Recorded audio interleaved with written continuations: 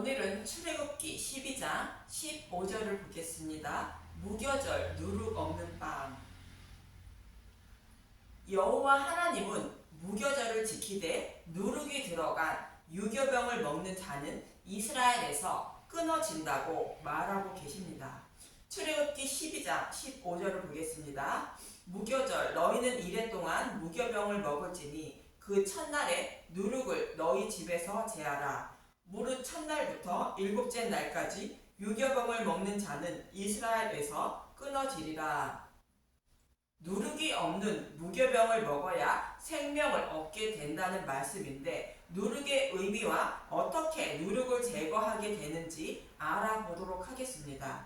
누룩은 복음을 변질시킨 것으로 다른 복음을 말하며, 이래 동안은 예수님의 초림부터 재림까지의 기간을 말합니다. 저와 여러분이 살아가는 인생 동안 곧 장성한 믿음을 소유하기까지 진리의 말씀인 무교병만 먹어야 생명을 얻는다는 말씀입니다. 그래서 이 말씀 때문에 유대인들은 지금도 무교절을 지키기 위하여 집에서 누룩을 모두 제거하고 누룩이 없는 음식을 만들어 먹으며 무교절을 지킵니다.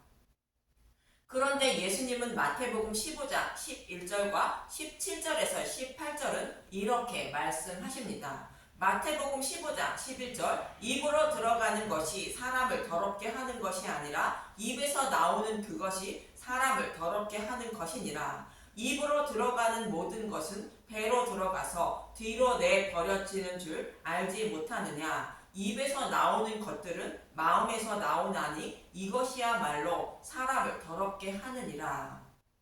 사람이 입으로 먹고 마시는 것이 더럽게 하지 않고 입에서 나오는 것이 사람을 더럽게 한다는 것입니다. 그러면서 예수님은 마태복음 16장 6절에 이렇게 말씀하십니다. 마태복음 16장 6절, 예수께서 이르시되 삼가 바리새인과 사두개인들의 누룩을 주의하라 하시니.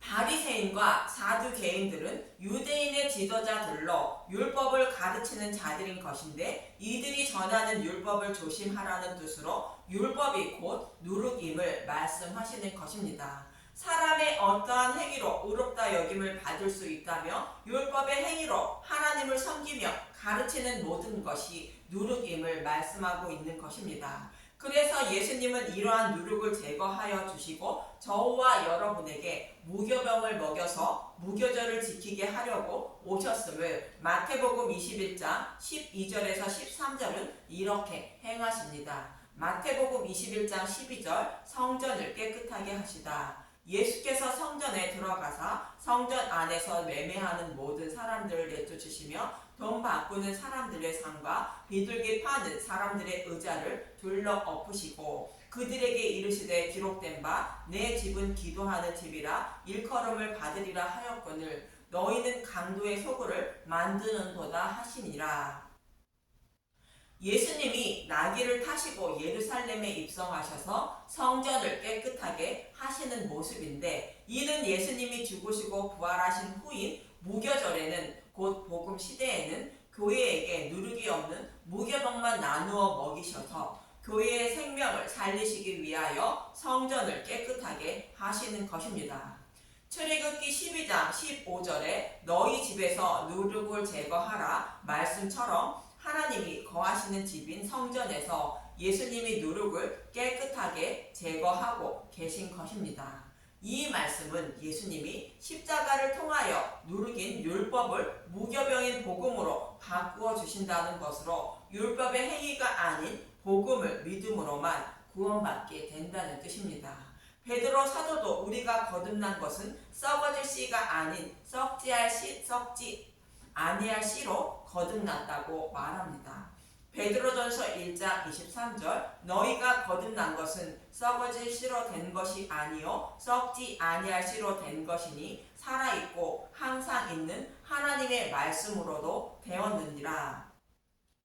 썩어질 씨는 이스라엘 백성이 광야에서 다섯째 날까지 거두어 먹던 만나인 율법을 말하며, 출애굽기 16장 20절을 보겠습니다. 그들이 모세에게 순종하지 아니하고 더러는 아침까지 두었더니 벌레가 생기고 냄새가 난지라 모세가 그들에게 노하니라.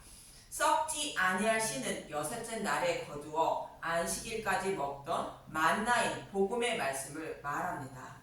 출애굽기 16장 24절 그들이 모세의 명령대로 아침까지 간수하였으나 냄새도 나지 아니하고 벌레도 생기지 아니한지라. 즉 예수님이 여섯째 날 십자가에서 율법을 복음으로 바꾸어 주신 것이 썩지 아니할 씨인 것입니다. 이렇게 예수님은 무교절 기간인 복음 시대에 자신의 백성에게 누룩이 없는 무교병을 먹여 구원해 주시려고 예루살렘에서 입성하여 성전에 들어가 성전을 깨끗하게 누룩을 제거하신 것으로 예수님이 십자가를 통하여 누룩인 율법을 무교병인 복음으로 바꾸어 주신다는 뜻입니다. 그리고 예수님이 유월절 어린 양이 되어 십자가에서 죽으시고 부활하신 것으로 저와 여러분에게 누룩이 없는 무교병인 복음의 말씀으로 구원하고 계신 것입니다. 이 모습을 골로새서 2장 14절은 이렇게 표현하고 있습니다.